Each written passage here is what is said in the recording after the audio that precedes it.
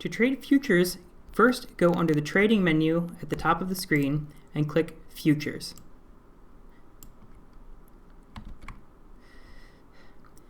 This will take you to the futures trading pit. First, select your action: buy, sell, short, or cover. Next, select the contract type and the symbol. So for example, petroleum contracts include most energy futures. Next, select the expiration date of the future you want to trade. If you're selecting a date that's in the past, the contract will be expired, so you'll have to choose a different one. Next, choose your quantity. Take note that when you're trading futures, each contract has a multiplier. This means that by buying 12 contracts here, I'm actually buying 12,000 because this future has a multiplier of 1,000. When you're ready, preview your order, and then you can place it. Your preview will include the estimated order cost based on your quantity, the commission, and given the quote that you received. Click Confirm to place your order.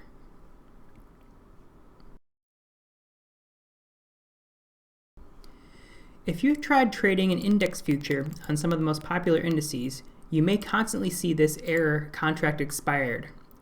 This is because these futures are actually very rarely traded late in the recent years. This is because the E-mini versions of these same contracts now exist. For example, the Dow Jones Globex probably will not be able to find any data. However, the E-mini will for the same dates.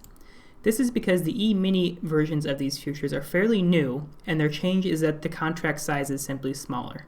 The multiplier in this case is 5 instead of 500. By having the smaller multiplier, investors are able to purchase the same amount but in smaller lots, which has made them much more popular. So if you want to trade index futures, always use the E-mini versions.